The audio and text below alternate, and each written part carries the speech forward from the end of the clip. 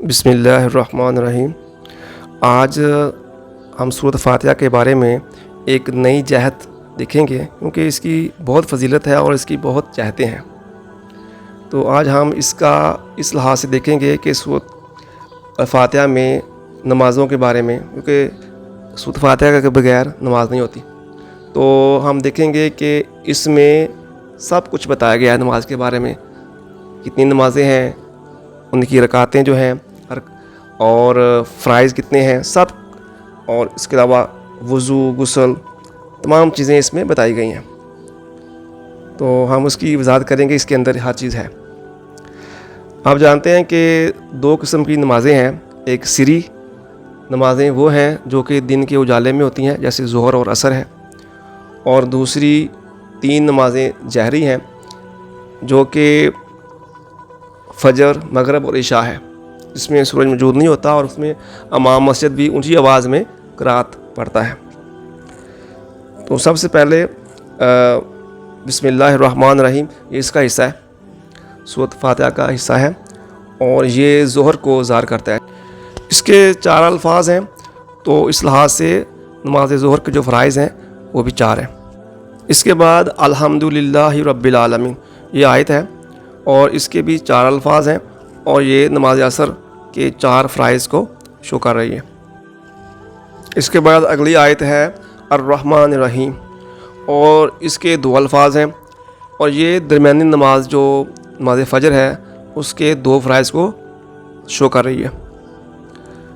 چونکہ یہ آیت بھی ہے سورۃ بقرہ میں آیت نمبر 238 ہے، کہ سورۃ بقرہ کی یہ آیت نمبر 238 ہے، جس میں بتایا گیا ہے کہ نمازوں کی حفاظت کرو، بالخصوص درمیان والی نماز کی، اور یہ درمیان والی نماز نماز فجر ہے۔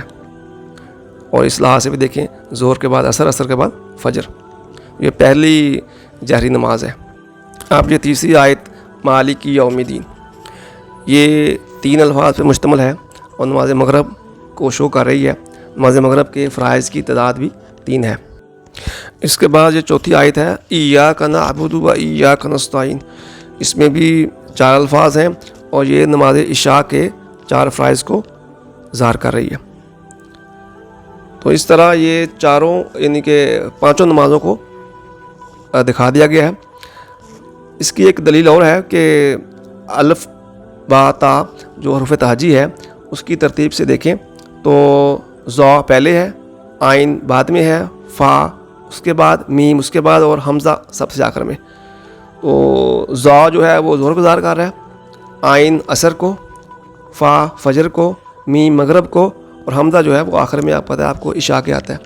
تو یہ اس ترتیب سے ہی سورۃ فاتحہ میں یہ ہے، بسم اللہ الرحمن الرحیم ظہر کے لیے، الحمدللہ رب العالمین عصر کے لیے جو 4 ہیں، الرحمن الرحیم جو درمیان والی نماز ہے نماز فجر، اور مالک یوم الدین نماز مغرب کے فرائض 3 ہیں، اور ایاک نعبد و ایاک نستعین جو عشاء کے 4 فرائض ہیں اس کو ظاہر کر رہا ہے۔ تو حروف تہجی کی ترتیب کے لحاظ سے ہی یہ ترتیب ہے۔